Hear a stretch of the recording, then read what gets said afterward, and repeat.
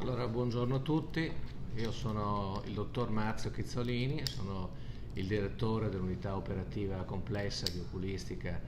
di Campo San Piero e mi occupo della direzione di questo reparto che comprende anche gli interventi che effettuiamo all'ospedale di Cittadella, quindi su due sedi ospedaliere. Il reparto di Campo San Piero penso che sia doveroso fare una piccola introduzione mia personale, ma soprattutto del reparto. È da sempre uno dei principali reparti di oculistica del Veneto, sia come numero di addetti, di specialisti che vi lavorano, sia come numero di interventi che effettuiamo. Probabilmente abbiamo il record degli interventi per così dire complessi che si possono effettuare nell'occhio, infatti eseguiamo circa 1000 ricoveri all'anno, che per un reparto di oculistica sono un numero altissimo, e un numero fra Campo San Piero e Cittadella di circa 4500 interventi, per esempio di cataratta. Non c'è una specialità chirurgica dell'occhio che noi non portiamo avanti, quindi questo dà le dimensioni e l'importanza di questo reparto. La USL 6 di Padova può, insieme anche al lavoro dei miei colleghi sia del Sant'Antonio che di Schiavonia, può vantare circa un terzo, per esempio, degli interventi di chirurgia della cataratta che vengono effettuati nel Veneto e in tutte le province. Questo è un piccolo. Io personalmente sono diciamo un super specialista della chirurgia della vitreoretina e mi sono occupato di questa chirurgia limite e di interventi complessi, e essendo anche centro di riferimento per le malattie rare dell'occhio siamo diventati un centro di riferimento nazionale insieme al Careggi di Firenze e all'Università Federico II di Napoli per le malattie rare della retina, e con loro facciamo parte di una rete europea sulla ricerca per le malattie rare dell'occhio, che è stata istituita l'anno scorso, quindi dove sono state valutate tutte le credenziali, le capacità, la ricerca scientifica, la chirurgia, e con molto orgoglio siamo stati inseriti in questa rete europea. Penso che illustro sia alla nostra USL che a tutta la sanità italiana. Io sarò a vostra disposizione per le domande che volete pormi. Adesso, avendo fatto una doverosa introduzione per dire chi siamo, perché mi sembrava giusto, perché non so, gli addetti ai lavori lo sanno, però ci stiamo rivolgendo a tutto il pubblico. Noi facciamo però anche tutta l'oculistica di base, e quindi abbiamo fra le due sedi quasi 60.000 prestazioni ambulatoriali che eroghiamo fra esami e visite pediatriche. Una cosa importante che volevo dirvi è che siamo anche un riferimento per la chirurgia pediatrica dell'occhio.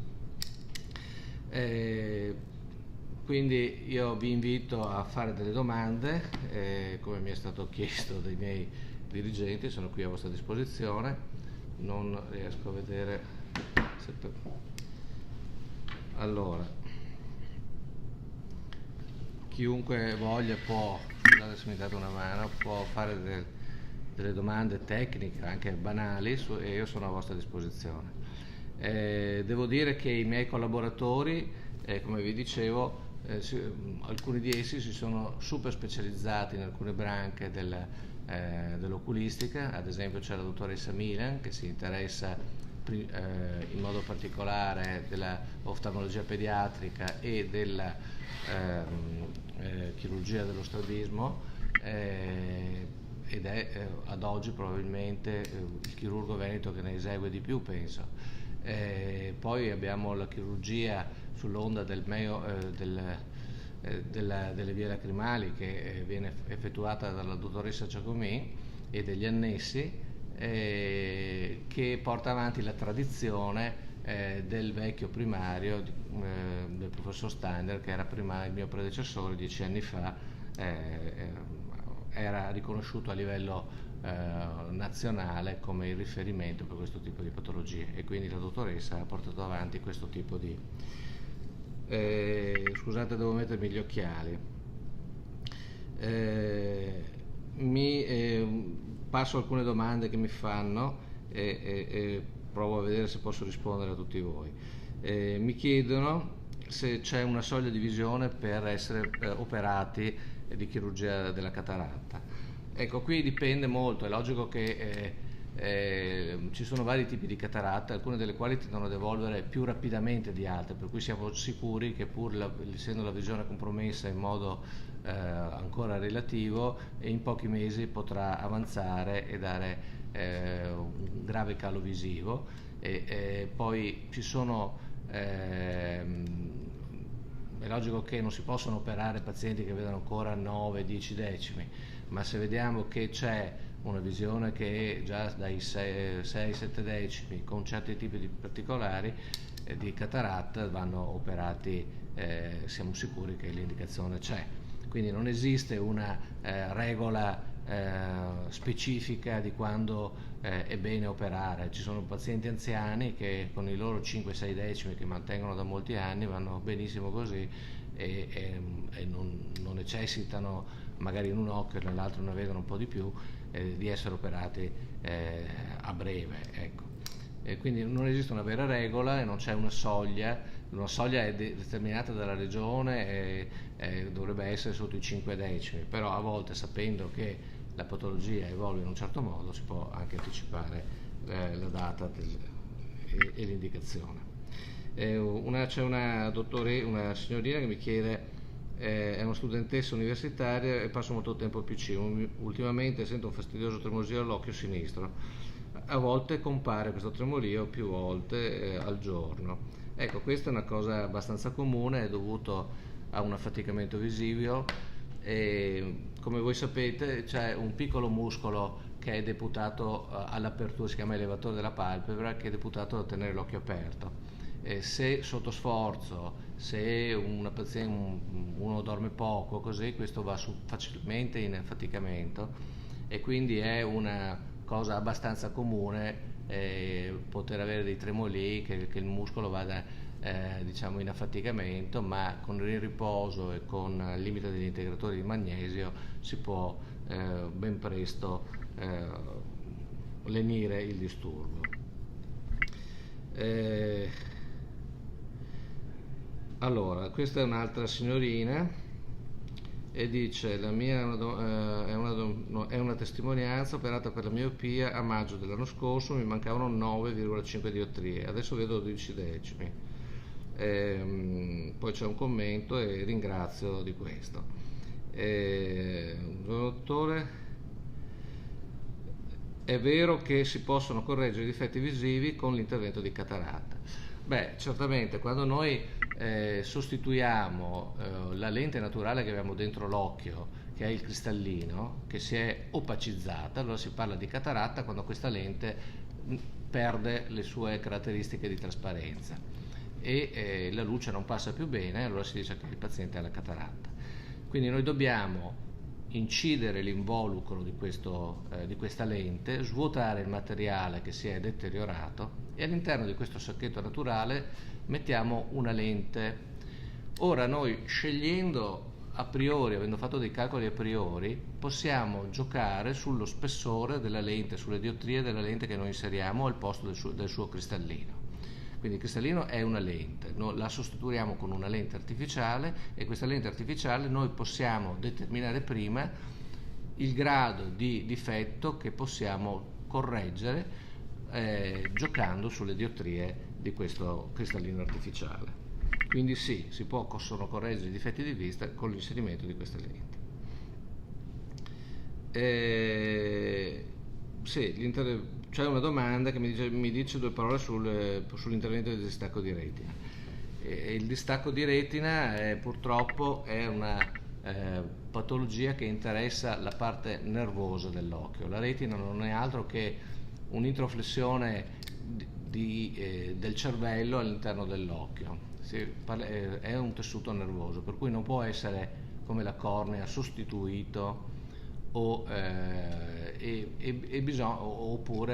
il cristallino che si può sostituire. Siamo obbligati a aggiustare quello che c'è. È come avere una lesione del cervello, quindi dobbiamo fare in modo che il cervello che rimane funzioni al meglio. Se la retina si stacca, la visione viene persa, per cui un distacco di retina porta alla cecità. La prognosi è diversa a seconda, porta una serie di variabili importanti, cioè quante rotture ci sono, dove sono localizzate, quanto grandi sono, da quanto ci sono queste rotture, che processi di infiammatori si sono instaurati. Per cui ci sono tante variabili che possono portare anche alla compromissione di un esito, quindi non è detto che un paziente operato di distacco di retina riesca al 100% a recuperare la visione, oppure che il successo sia garantito al 100%, anche se con le nuove tecniche, con le nuove attrezzature di cui disponiamo, raggiungiamo oggigiorno dei risultati insperati di quando 20 anni fa io ho cominciato questo tipo di chirurgia. Quindi ci sono varie opzioni e essendo una chirurgia complessa è bene che venga effettuata in centri di riferimento dove si riescono a fare molti tipi di interventi, quindi il chirurgo deve avere una grossa esperienza, perché la gestione non è una gestione standard, come bene avete capito. C'è una signora che mi chiede, dice: ci siamo visti l'anno scorso e ho avuto un'emorragia alla macula. Purtroppo mi ha già detto che in quel momento non si poteva far nulla e in questo periodo è cambiato qualcosa. Sì, no, non è cambiato molto, nel senso che bisogna vedere anche lì la degenerazione, come voi sapete, la degenerazione maculare senile è un deterioramento della retina centrale che si chiama macula. Ci sono vari tipi di degenerazione maculare e purtroppo è una patologia che è diventata molto frequente, anche perché c'è un allungamento della vita media e alla base c'è una predisposizione genetica, ma soprattutto una alterata circolazione a livello della retina che avviene con l'età. Questo grado di ipossia, di scarso nutrimento della retina centrale porta a delle forme di degenerazione che possono essere più o meno gravi, più o meno complesse. Ci sono due forme principali di degenerazione maculare senile, una è la forma secca e l'altra è la forma umida, forme che possono anche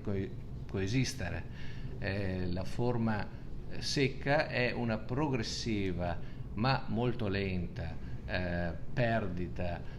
di cellule e che porta a una lenta atrofia che tende ad espandersi e interessare prima a chiazze che tendono poi a confluire e quindi creare un buco nella visione centrale, quindi il paziente si trova ad avere una visione offuscata proprio dove la visione in natura è invece esaltata, cioè quando noi guardiamo vediamo benissimo con la parte centrale dell'occhio, con la macula, e il resto è un campo visivo dove la definizione è molto minore. In questo tipo di patologia viene appunto interessata la visione centrale. Allora, questa è una forma di tipo atrofico, poi c'è una forma di tipo umido, in cui invece, che è una forma frequente e ha un'evoluzione più rapida, in cui crescono al di sotto della retina centrale, proprio per questa mancanza di ossigeno, dei vasi del sangue nel tentativo di ossigenare meglio la retina, ma questi vasi crescono in modo disordinato e vanno ad invadere la retina al di sotto e quindi possono rompersi creando delle importanti emorragie oppure spandere del liquido con un edema, un gonfiore della retina che porta a un calo della vista progressivo. Ecco, questa forma, che è più rapidamente evolutiva, però può essere trattata, se scoperta nelle fasi iniziali, con dei farmaci che hanno un'azione antiproliferativa di questi vasi, e quindi cercando di asciugare questi vasi e quindi che non possono avere emorragie o spandere liquido all'interno della retina. Sì, è un trattato non è una cosa semplice spiegarla ai neofiti, però bene o male molte persone ne sono interessate oppure hanno parenti che vengono interessati da questo tipo di patologia, per cui penso che sia un inquadramento che può essere utile a molti. Naturalmente questa diventa una patologia cronica, perché non è che una volta trattata con queste iniezioni di farmaci all'interno dell'occhio i vasi regrediscono e poi stanno fermi, tendono a spandere di meno, a seccarsi, ma la tendenza è quella poi della recensione, quindi deve essere trattato come una patologia che va trattata cronicamente, quindi necessita di entrare dentro un protocollo di lavoro in cui il paziente viene seguito, in cui si fanno una serie di iniezioni e poi viene ricontrollato, e quindi c'è tutta un'organizzazione che impegna moltissimo le strutture, e che voi dovete pensare che 10-15 anni fa queste patologie non venivano trattate, questo si possono trattare e tamponare proprio perché ci sono queste nuove categorie di farmaci. E questo cosa vuol dire? Che ci vuole tutta un'organizzazione che è dovuta nascere dal nulla, con dispendio di personale medico, paramedico, di farmacologico, per poter seguire questo tipo di patologie.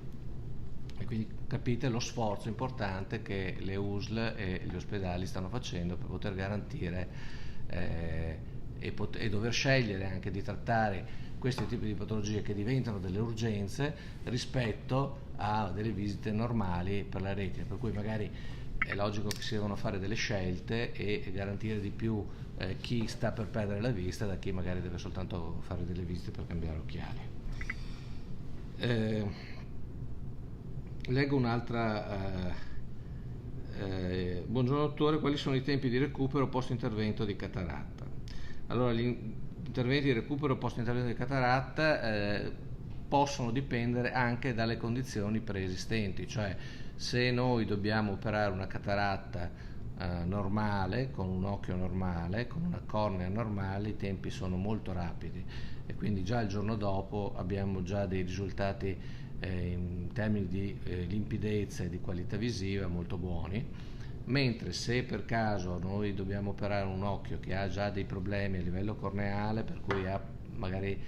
la cornea tende a diventare più opaca, oppure la cataratta, una cataratta molto vecchia in cui il paziente vede molto poco ed è molto dura, implica un lavoro maggiore da parte del chirurgo e degli ultrasuoni anche per poter rimuovere la cataratta, e quindi questo crea una reazione infiammatoria e un gonfiore maggiore all'interno della cornea e altri problemi, per cui dipende molto anche dal chirurgo in parte, ma spesso dalle condizioni preesistenti all'intervento. Poi ci sono anche delle condizioni imponderabili che possono portare nelle grandi statistiche a dei recuperi magari più lenti, però questo qui ci sta in tutte le statistiche. Leggo un'altra lettera, scusate se parlo troppo veloce o no, questa è Cinzia che mi domanda: io porto gli occhiali da quando avevo 5 anni, adesso che ne ho 39 ho fatto tre visite per togliermi gli occhiali e mi hanno detto che non posso fare l'intervento perché ho la cornea piegata e non posso fare niente. Vabbè, lei probabilmente allora esistono delle condizioni genetiche che sono determinate geneticamente, in cui la cornea di solito alla nascita ha un certo grado di curvatura e tale si mantiene per tutta la vita, per cui l'astigmatismo in teoria, che è la differenza di curvatura della cornea nei vari meridiani, non deve variare. Se questo astigmatismo cambia nel tempo e la cornea si imbarca, vuol dire che c'è alla base una malattia congenita della cornea che si chiama keratocono, cioè la formazione di un cono invece della cornea, invece che mantenere la stessa posizione. È logico che, dovendo fare un intervento di chirurgia refrattiva che va a modellare con un laser la superficie della cornea, dobbiamo farlo su una cornea che rimane, che non presenta grosse alterazioni di struttura, e in più, andandolo a modellare, riduciamo lo spessore della cornea stessa, per cui induciamo poi la possibilità di un cambiamento ancora maggiore nel tempo, quindi sia un'instabilità del risultato sia il potenziale danno che possiamo dare perché la cornea si altera. Per cui la signora in questione non è adatta a fare questo tipo di chirurgia corneale per la correzione dei difetti refrattivi a causa di questa predisposizione geneticamente determinata di sfiancamento della cornea. E queste sono cose che devono essere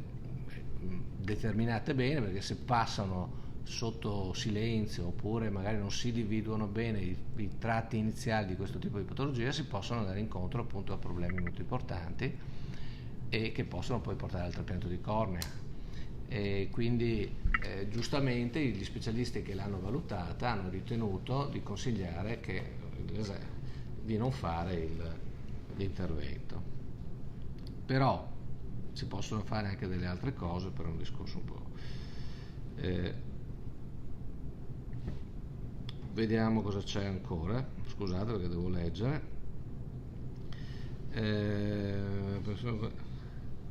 Buongiorno dottore, la pressione oculare ha dei valori, quali sono realmente? Allora, voi sapete che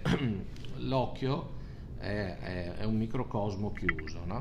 Noi all'interno dell'occhio abbiamo delle strutture che continuano a produrre umore acqueo, che è un ultrafiltrato di plasma praticamente. Questi capillari molto stretti fanno passare quindi solo la componente acquosa e dei nutrimenti, e tanta acqua produco, e tanta acqua quindi deve essere portata fuori per mantenere una pressione standard all'interno dell'occhio. Se le vie di deflusso di questa acqua che io produco vengono in qualche modo ostruite, ho la necessità di avere una pressione maggiore per far uscire la stessa quantità di acqua. Quindi lo stabilirsi di questo equilibrio a valori non consoni porta a un progressivo danno delle fibre nervose della retina, che viene denominato glaucoma. Ora si danno dei valori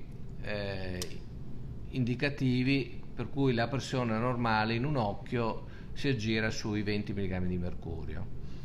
e noi misuriamo questo esercitando una forza di appianamento con uno strumento che esercita la forza di appianamento sulla superficie dell'occhio e ci dà la pressione. Però può essere che per struttura anatomica dell'occhio o per altri motivi, per una persona possa essere normale anche un 23-24, anche se siamo al limite, per altri invece un 18 possa essere già patologico, per cui si prende per, fra virgolette, un valore medio che è sui 20-22, però, cioè soglia, però bisogna determinare con esami se esiste un danno del campo visivo, cioè si fa una mappa di quello che vede il paziente, e se c'è una perdita di fibre nervose del nervo ottico e quindi delle retine. Se si vede che nel tempo, pur con una pressione che si può giudicare normale, si hanno questi riscontri, allora vuol dire che la pressione per quel soggetto comincia a essere troppo alta, per cui si corre ai ripari usando per esempio dei farmaci, dei colliri, oppure anche arrivando alla chirurgia per aumentare il deflusso dell'acqua, visto che i farmaci non riescono a farlo da soli. Spero di essere stato abbastanza chiaro. Dunque, dice una Giusy, mi scrive: dottore, volevo il suo parere sull'intervento per correggere la miopia e la presbiopia con inizio di cataratta, per togliere gli occhiali, pro e contro. Allora, se la paziente presenta un inizio di cataratta e porta gli occhiali da lontano, come dicevamo prima, rimuovendo il cristallino possiamo correggere anche il difetto visivo, per cui cercare di annullare il suo difetto di base, che sono gli occhiali per lontano, e portando a zero quello, utilizzando delle lenti particolari che si chiamano lenti multifocali, possiamo anche fare in modo che la paziente non porti gli occhiali per vicino. Per cui sì, si può fare,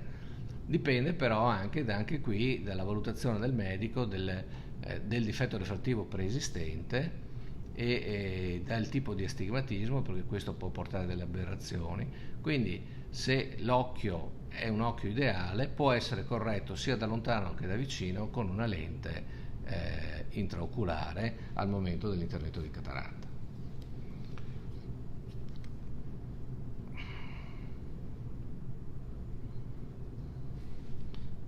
Ci sono alcuni pazienti che mi salutano, io li ringrazio.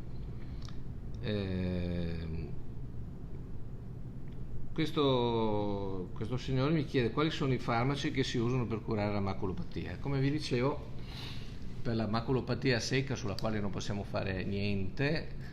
si cerca di dare degli integratori con i pigmenti e le vitamine di cui sono ricche le cellule sia della retina sia dello strato di epitelio su cui la retina si appoggia, che si deteriora, per cui dando il carburante giusto, dico io, alla retina si può avere una più lenta progressione della malattia. E a parte gli integratori, i farmaci che parlavamo prima, che bloccano la crescita di questi vasi e a volte inducono una cicatrice che si ferma, o altre volte invece devono essere ripetuti, molto spesso, sono farmaci fra virgolette antitumorali, antiproliferativi. L'evidenza clinica è nata proprio dagli oculisti che per tanti anni hanno utilizzato un farmaco antitumorale che veniva usato, che si chiama Avastin, che veniva usato per il tumore del colon a grossi dosi, inserendo una microdose di questi farmaci all'interno dell'occhio. Si è visto che bloccavano la crescita e la proliferazione di questi vasi, quindi sono farmaci antiproliferativi e antitumorali. Io ringrazio, mi dicono che il nostro tempo è giunto al termine, vi auguro una buona Pasqua e spero di essere stato abbastanza esaustivo nelle mie spiegazioni. Grazie ancora.